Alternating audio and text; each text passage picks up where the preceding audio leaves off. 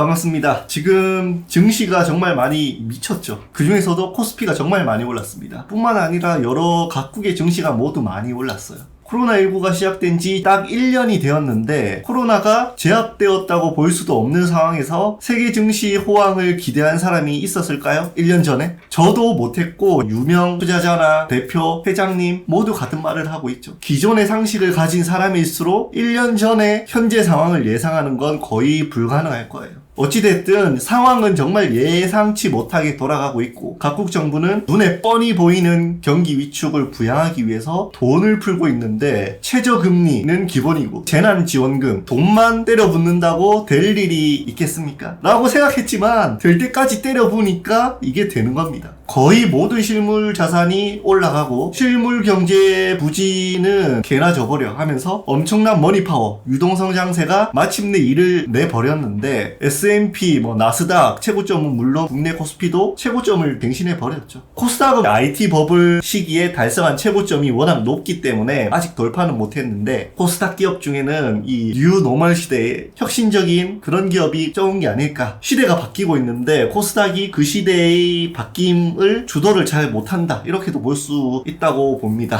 지금 코스피 최고점은 과거와 다르게 아주 기형적인 특징이 있는데 과거에 2011년이나 2017년 이때 당시에는 전반적으로 시장 전체가 함께 가는 느낌이 있었지만 이번 최고점은 느낌이 정말 많이 다릅니다. 개별주의적 실적이 너무나 뚜렷한 역대 최고점이란 거죠. 코로나 시대의 승자 기업들만 주로 이 시장을 많이 이끈 느낌이 강합니다. 증시 상승세는 저금리나 약달러 이런 기조가 계속 이어지고 있고 코로나 승자 기업들이 배당 기산일도 앞두고 있기 때문에 일단 올해까지는 이런 기조가 조금 더 유지될 것이다 이런 식으로 생각이 됩니다. 뭐니뭐니 해도 제가 지금까지 모든 영상을 찍으면서 항상 말하고 있는 시장이 오르는 핵심적인 이유는 시중에 돈이 너무 많기 때문에 유동성이 너무 풍부하기 때문입니다. 그래서 이 돈들이 자산 가치를 올리고 있고 당연한 흐름이죠. 이게 다시 투자를 유도하기 때문에 주식이나 부동산도 마찬가지입니다.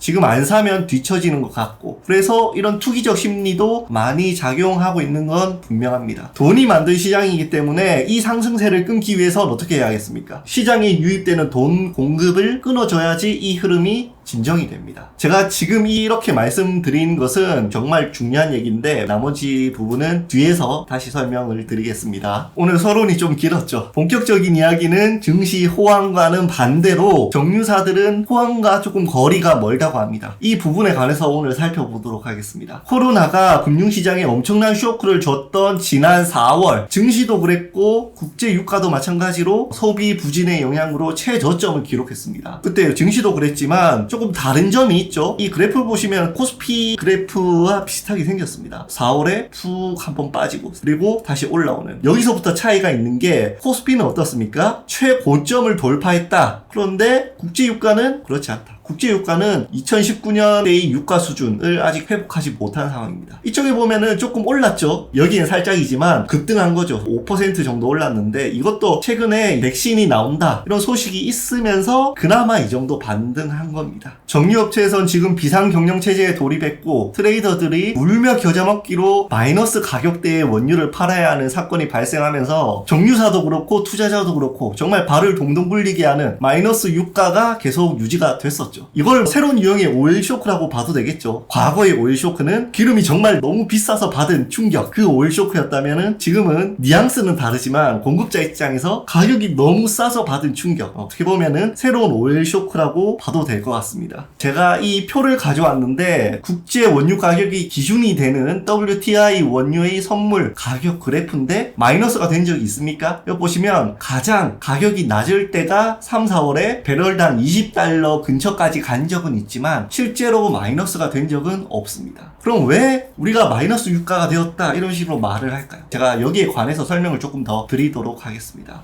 기름이 우리에게 오는 과정을 조금 세분화해서 본다면은 우리에게 오는 마지막 과정이 주유소라고 표현을 하겠습니다. 그리고 가장 먼저 원유 땅에서 나올 때 이 사이에 뭐가 있느냐? 바로 트레이더가 있습니다. 거래하는 사람. 소매 유통으로 보면 유통업자라고 보면 됩니다. 원유 가격은 가격 위험을 조금 회피하기 위해서 선물 거래라는 걸 씁니다. 미래의 어느 시점에 계약을 체결해서 가져가는 겁니다. 예를 들어서 2021년 3월 이 계약을 지금 미리 결정을 하는 겁니다. 그런 식으로 거래를 하는 게 바로 선물 거래입니다. 이 선물 거래를 통해 국제 유가의 가격이 결정된다고 보면 될 것 같습니다. 그래서 앞서 본 표를 보시면은 WTI 원유 선물이라고 적혀 있었죠. 그래서 이 선물 가격을 기준으로 국제 유가가 얼마다 이렇게 말을 하는 겁니다. 이 트레이더가 원유의 가격을 예를 들어서 배럴당 45불에 샀다고 생각을 하겠습니다. 그런데 그 사이에 경기가 너무 나빠졌습니다. 코로나19로 이제 수요가 안 되고 소비도 안 되고 건설, 공장 그런 데서도 석유 사용량이 급격히 줄어드는 겁니다. 경기가 안 돌아갈수록 석유 사용량이 많이 줄어들죠. 그래서 소비가 없으니까 어떻게 말하는 겁니까? 필요가 없다. 줘도 안 해. 이렇게 되니까 줘도 안 해? 이 사람들 입장에서는 이걸 넘겨서 돈을 벌어야 되는데 이걸 넘길 대상이 없어지는 겁니다.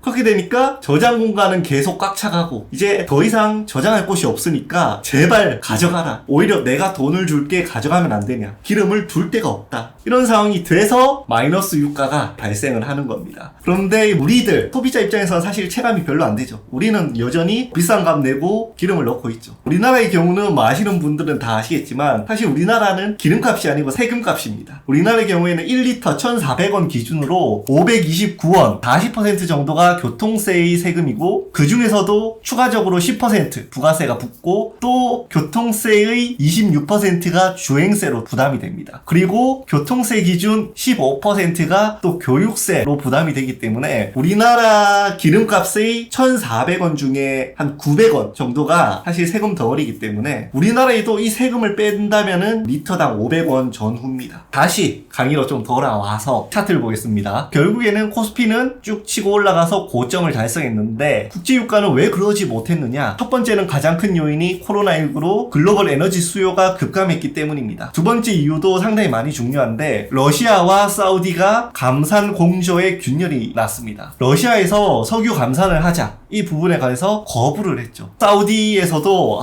이걸 거절해? 같이 죽어보자 이런 식으로 무제한 원유 공급 정책을 내세워서 대규모 증산에 대응을 하기 시작했습니다. 수요는 작은데 공급은 계속 늘렸다 이 말이죠. 이거에 관해서 얘기를 좀 드리자면은 석유를 생산하고 있는 국가들은 석유 가격 결정권을 자기들이 가짐으로써 에너지 패권을 가지고 싶어하는 이런 욕망들이 다 있습니다. 그래서 오펙이라는 이 카르텔 조약도 생겨난 거고 여기서 러시아의 역할도 상당히 많이 중요한데 국제원유 얘기하면 러시아에 관해서 모르는 사람이 정말 많습니다. 러시아가 2000년 이후로 쭉 치고 나오는 게 보이시죠? 하늘색으로 이게 바로 러시아입니다. 러시아가 2000년 이후로 국제원유 가격 결정권의 패권을 조금 쥐고 싶어 한 것 같아요. 그래서 원유 생산량을 쭉 늘리면서 나름 영향력을 행사하려고 했지만 이 모든 사건의 원흉 바로 셰일가스. 미국이 2010년, 2011년, 2012년 이때부터 원유 생산량이 어떻습니까? 폭발을 하게 됩니다. 미국이 가장 많은 원유를 지금 생산하고 있습니다. 기존에는 사실 감산 정책을 쓰면서 같이 살아보자 이런 뉘앙스로 갔다면은 어느 순간부터 나도 늘리겠다. 늘려서 미국의 셰일가스 회사들 다 죽여버리겠다. 이제 감산의 정책에서 견제, 증산을 해서 미국 업체를 견제하겠다. 이런 식으로 전략이 바뀌다 보니까 국제 원유 생산량이 정말 많이 늘어나게 된 겁니다. 참고로 최근에 그나마 요만큼 반등한 이유도 오펙 국가에서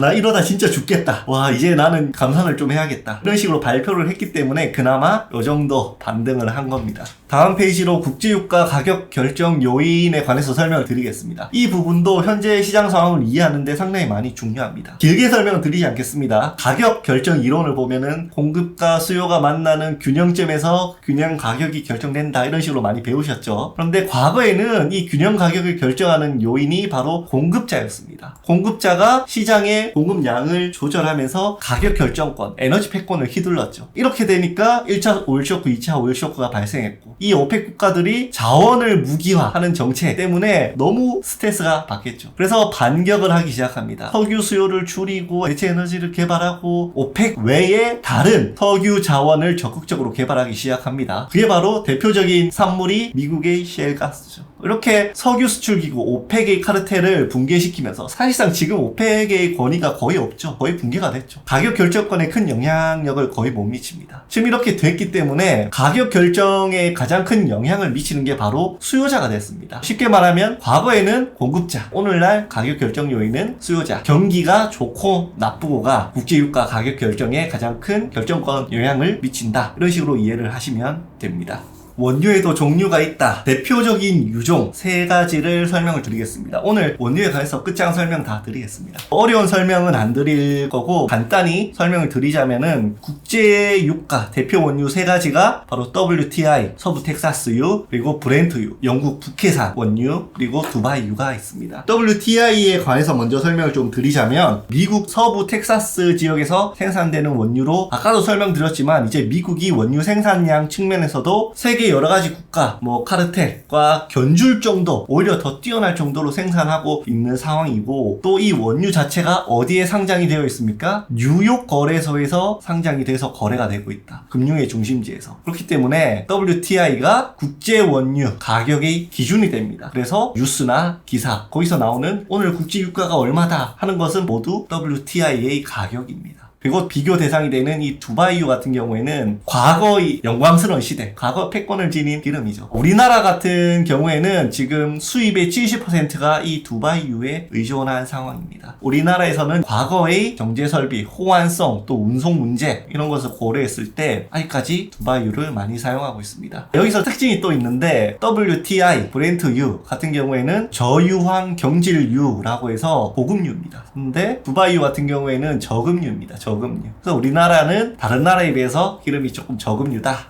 이 정도 알고 계시면 됩니다. 다음으로 브렌트유입니다. 브렌트유도 이 국제 유가를 결정하는 기준 가격이 됩니다. 기준이 아까 WTI라고 말씀드렸는데 이 기준을 결정하는 비교 가격이 되겠죠. 근데 이 브렌트유 같은 경우에는 깊게 공부할 필요가 없습니다. 영국에서 생산이 되면서 유럽 쪽 경제 발전을 하면서 정말 많이 사용도 됐고 원래부터 매장량이 엄청 많은 것도 아니었습니다. 그래서 앞으로 고갈될 것으로 예측이 된다. 언제 고갈될지 모르겠지만 계속 매장량을 잃어가면서 힘을 조금 잃어갈 것이다. 오늘 참고 설명이 좀 많죠. 본론으로 다시 와서 이런 상황에서 정유사들이 위기를 맞이하게 되는 거죠. 여기서 의문점이 들 수가 있겠죠. 석유가 싸졌으면 정유사 입장에서 원재료 가격이 싸졌기 때문에 이득이 아니야? 물론 이런 단순한 관점에서 본다면 이득이 맞긴 하죠. 그런데 이 정유사의 정제 마진의 관점은 이렇게 단순하게 생각할 게 아닙니다. 제가 이 정유사의 정제 마진에 관해서 설명을 먼저 드리겠습니다. 정제 마진은 석유 제품 가격에서 원유 가격을 뺀 겁니다. 어떻게 보면 매우 심플하죠. 석유 제품에 뭐가 있습니까? 휘발유, 경유, 항공유 이런 게 있고 원유 가격은 들여오는 두바이유의 가격. 그런데 석유 제품에서 원유 가격을 단순히 뺄 게 아닙니다. 여기에는 아쉽게도 시차라는 게 존재를 합니다. 우리가 이 정제를 하는데 정유사가 보통 2에서 3개월 정도 소요가 된다고 합니다. 그러면은 어떤 일이 발생하느냐? 최근의 사례를 그대로 예시를 한번 들어보면은 원유를 사서 정제까지 2에서 3개월 정도가 걸리는데 이 기간 동안 석유 가격이 급락해 버린다면 현재의 사례로 본다면 $40짜리 원유 석유를 정제해서 만들어 놨더니 다 만들고 나니까 이게 $20가 되어버리는 마법이 발생한 거죠. 정유사들은 단기간의 가격 변동 위험을 안아야 되게 되는 겁니다. 거기에다가 이 원유를 생산하기 위해서 비축을 또 해놓겠죠. 이 비축분에 관해서도 재고평가 손실도 함께 떠안아야 되기 때문에 이거를 이제 시차로 인해서 발생하는 효과라고 해서 이걸 레깅 효과라고 합니다. 참고로 이 정제 마진 같은 경우에는 $4를 기준으로 $4보다 높으면은 정제 마진이 많이 납니다. $4보다 낮으면은 정제 마진이 낮다 이렇게 보게 되는 겁니다. 최근에 이 정제 마진이 마이너스 때까지 가기도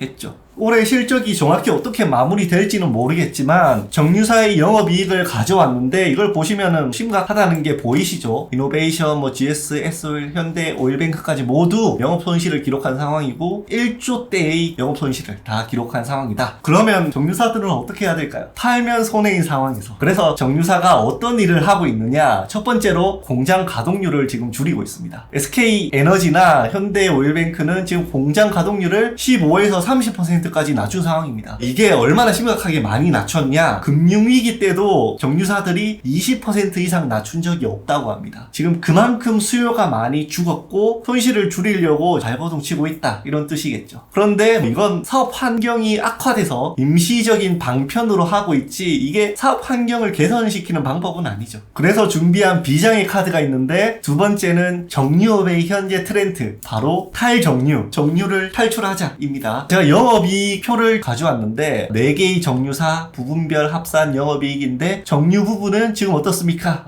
지금 심각합니다. 하지만 화학, 윤활유, 비정유 부분이 생각보다 괜찮다. 경기 변동에 크게 영향을 받지 않는다. 그렇기 때문에 많은 정유 업체들이 오히려 정유, 본업보다 비정유 부분을 많이 신경을 쓰고 발전시키려고 하고 있습니다. 제가 추가적으로 정유사별로 설명을 조금 드리자면은 S-오일 같은 경우에는 기존보다 조금 더 부가가치가 높은 비정유 부분 비중을 작년 14%에서 올해 19%까지 늘린 상황이고, 기존의 원유, 저렴한 이 중진류 비중이 12%에서 4%로 저가 원유를 많이 축소한 상황이다. 이런 식으로 이해를 하시면 될 것 같습니다. SK는 SK 이노베이션을 통해서 다들 알다시피 배터리 시장을 개척하기 위해서 정말 대규모 투자를 하고 있다. 이런 식으로 보면 될 것 같습니다. 현대오일뱅크를 설명드리자면은 케미칼 사업 부분을 통해서 HPC라고 하는 프로젝트를 지금 진행하고 있습니다. HPC가 이 공장을 통해서 플라스틱을 만들어내려고 한다. 대표적으로 HPC 프로젝트에서 폴리에틸렌과 폴리프로필렌인데, 폴리에틸렌 같은 경우에는 비닐 장갑 같은 소재, 그리고 폴리프로필렌 같은 경우에는 우리 흔히 아는 가장 범용성 높은 플라스틱, 여러가지 소모품에 사용되는 플라스틱이다. 이런 식으로 이해를 하시면 됩니다. 그런데 여러분, 여기서 짚고 넘어가야 될 게 있습니다. 정유사들이 힘들다, 죽겠다 이런 식으로 말을 하고 있는데, 지금 뉴노멀 시대의 승자 기업들과 비교해서는 힘든 게 어떻게 보면 맞죠. 그 기업들은 지금 돈잔치를 하고 있기 때문에 힘든 건 맞아요. 가장 힘든 거는 항공업계이긴 하지만 항공업계를 논외로 빼고 나면은 정말 가장 힘든 업종이 된 건 맞아요. 그렇기 때문에 지금 올해 5월에 정유회사 4곳의 대표들이 산업통상자원부 장관을 만나서 힘들다, 도움을 좀 달라 요청을 했는데 결과적으로 거절이 됐어요. 니들 고용 유발 효과도 크지 않고 니들 완전 철밥통이잖아. 잘 먹고 잘 살다가 지금 이제 처음 힘들어졌는데 정부에 손을 벌려? 이런 식으로 거절이 됐습니다. 여러분들은 어떻게 생각하세요? 지금 분명히 힘든 건 알겠지만 얘들은 지금 처음 맛보는 보릿고기예요. 지난해까지만 해도 조 단위의 영업이익을 낸 기업들이, 제가 이 표를 가져왔죠. 최근 3년간 영업이익을 보면은 올해 처음 힘든 겁니다. 보시면 다 조 단위의 영업이익을 냈습니다. 이런 기업들이 지금 시장 상황이 너무 어렵게 되었다고, 이 항공산업이 정부에 손 벌릴 때처럼 우리 흔히 나쁜 말로 꼽사리 낀다고 하죠. 이렇게 꼽사리를 살짝 껴가지고 손을 벌리는 건 엄청난 비판을 받아야 된다고 생각을 합니다. 혹시 주변에 정유회사 다니는 사람을 본 적 있으세요? 지난해 정유회사, 이 4개사의 정유회사 평균 연봉이 1억이 넘습니다. 1억. 지금 가장 높은 곳이 SK에너지 같은 경우에는 평균 급여가 1억 3천 정도가 되고, 가장 낮은 현대오일뱅크도 1억 500만 원 정도가 된다고 합니다. 대한항공이나 아시아나항공도 우선 허리띠를 최대한 졸라매고 요청을 하는데, 얘들은 허리띠도 안 졸라매고 항공업체가 손 벌리니까 꼽사리 끼면서 도와달라 이렇게 하는 겁니다. 이거는 정말 엄청난 비판을 받아야 될 문제입니다. 정부의 손을 벌린다는 것 자체가 사실 여러분들의 돈을 쓰는 거 아니겠습니까? 정부의 돈이 곧 국민의 세금이기 때문에. 설명은 사실상 여기까지입니다. 제가 추가적으로 조금 말씀드릴 거는 제일 처음에 코스피 고점 그리고 호황장세에 관해서 말씀드리면서 이게 언제 끝날까 걱정하시는 분들도 분명 계실 겁니다. 저는 경각심을 항상 가져야 된다 이렇게 말씀을 드리고 있는데, 물론 이제 과거에 비해서 오늘날의 금융시장이 좀 더 고도화되고 선진화된 건 맞습니다. 과거에도 버블 붕괴의 시점을 자세히 보면은 지금 상황과 상당히 많이 유사합니다. 시중에 돈이 정말 많이 돌았고 자산 가치가 정말 많이 올랐었고,